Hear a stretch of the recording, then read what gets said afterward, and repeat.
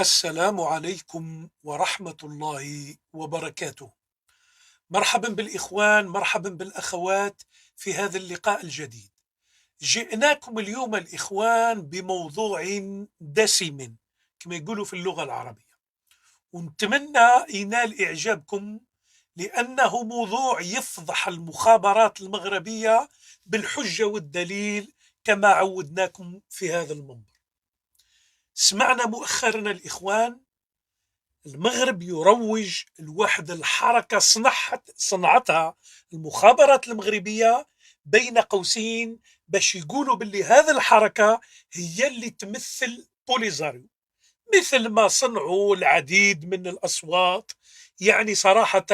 لكن كل هذه الأشياء باءت بالفشل، منها هذا اللي اسمه خط الشهيد، الكوركاس. جاءوا اليوم وخرجوا واحد الحركة اسمها صحراويون من أجل السلام، بين قوسين تنشط في إسبانيا.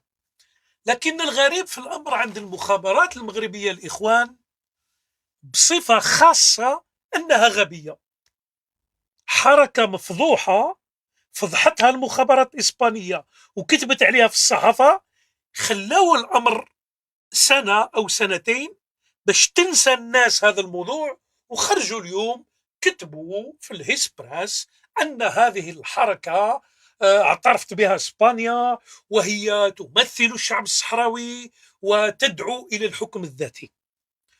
والسيد اللي انشأ هذه الحركة هو واحد منشق من البوليزاريو، شراته المخابرات وقدموا له أموال، وبطبيعة الحال فضحوهم المخابرات. قبل ما نمشي بعيد ونخلص الموضوع، خليني نعطيكم تقرير بسيط حول ما جاء في الجريدة المعروفة والمحترمة البايس الإسبانية. تفضلوا يا شباب تسمعوا ماذا قالت البايس.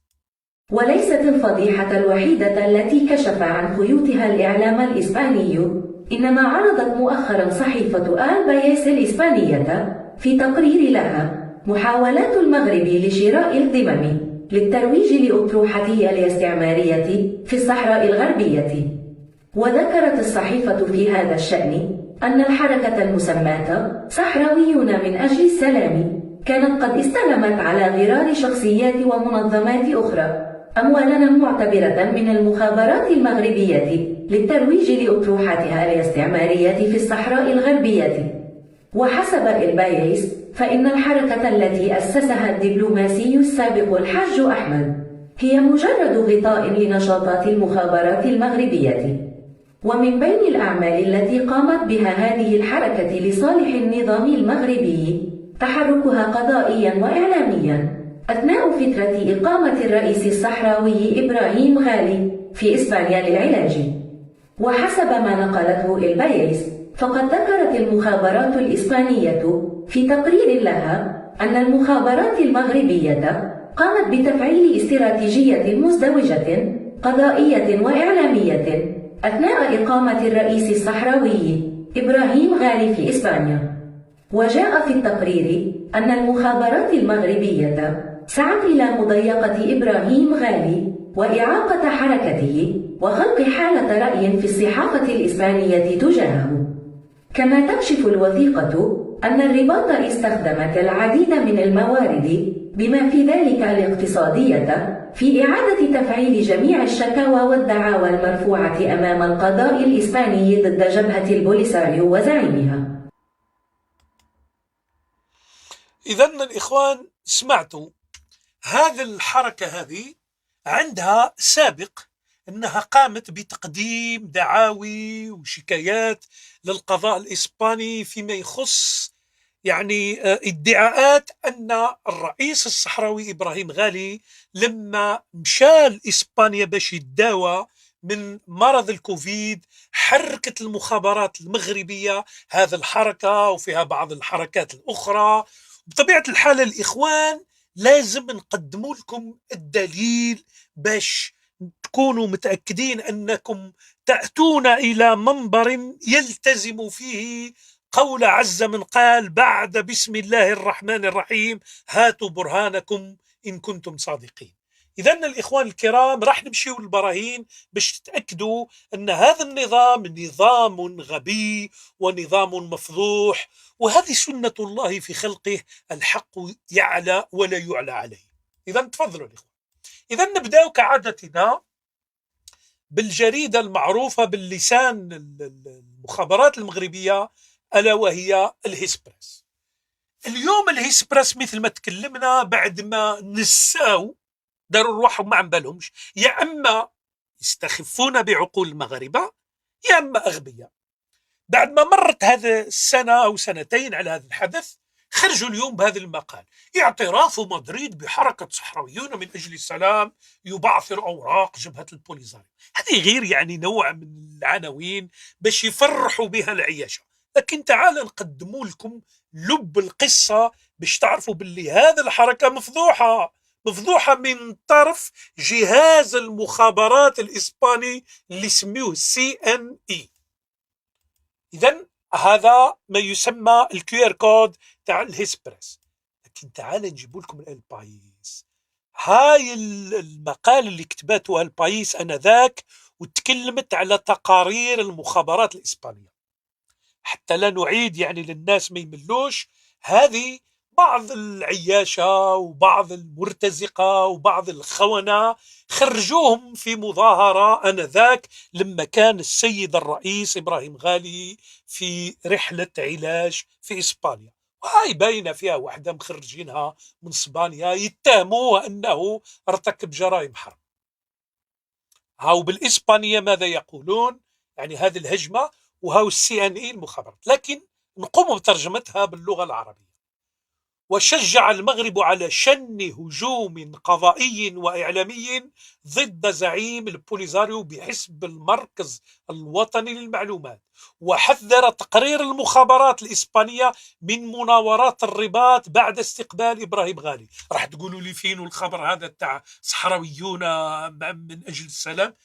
أصبروا على رزقكم، راح نمشيو بعيد. لما تمشيو في هذا المقال وتقراوه، وراح نقدم لكم اللينك، راح توصلوا لهذا المكان اللي ترجمناه باللغة العربية. ومن بين الأشخاص الآخرين الذي تم التعرف عليهم هو فاضل بريكا. هذا فاضل بريكا هذا خدموه الشخص هذا، وقالوا له باللي راهو عذبك البوليزاريو وعذبك إبراهيم غالي، وفضحاته المخابرات. انتبهوا جيدا: عضو الحركة الصحراوية من أجل السلام. اسمعوا مليح، عضو. هذه اللي نقول لكم الحركة اللي باغيين يبيعوها، وهي منظمة أسسها المسؤول السابق في الجبهة البوليزاريو الحاج أحمد. يعني هما ترجموها كتبوا لها، والتي وصفها، لأن لما نترجموا وتكون كلمة بالفرنسية ولا بالإنجليزية الترجمة يعني تغير مواقع الكلمات. والتي وصفها CNE بأنها شاشة للمخابرات المغربية. لاحظتوا التقارير هذا الجهاز المخابرات الإسبانية يقول أن الحركة هذه وصفها بأنها شاشة، يعني واجهة للمخابرات المغربية. إذن الإخوان ما جبنا حتى شيء من عندنا. لاحظتوا بأننا نلتزم الحق ونلتزم الصدق باش الإخوان يتأكدوا، وخاصة العياشة، أنهم يستخفون بعقولكم. كيف أنتم اليوم مغاربة تقبلوا هذه المقالات في الهيسبريس على حركة مفضوحة فضحها المخابرات CNE، يعني جهاز المخابرات الرسمي للدولة الإسبانية؟ ما اتهمها لا الصحفي ولا هذا المتحدث ولا الجزائر ولا البوليزاريو، اتهمتها المخابرات الإسبانية في تقرير. معناها سيروا هذاك الخبر والحركة شمخوها وشربوا معها. هاو اللينك تاع البايس. لكن تعال نزيدوا نمشيو شوية بعيد باش تعرفوا اللعبة كيفاه منسوجة. من دوم الجرايد تدخل هذه الجريدة الإسرائيلية وتدخل على الخط، واش تدير؟ يتكلم مع هذا المسؤول السابق حاج أحمد بارك الله، يتكلم معها من نواكشوط في اتصال مع هذه. وش يقول لهم هذا؟ مش تعرفوا الإخوان باللي الأيادي حتى الصهاينة داخلين على الخط. مسؤول سابق في البوليزاريو للإي 24 نيوز، وهذه قناة إسرائيلية، حركة صحراويون من أجل السلام تشكل مخرجا سليما لنزاع الصحراء. والفاهم يفهم الآن، يعني الإخوان ما بقي يعني الإنسان باش يزيد يحرر. دليل من عند المخابرات الإسبانية أن هذه الحركة شاشة للمخابرات المغربية، استلمت أموال، وضيف على ذلك تعرف علاقاتها ودخولها.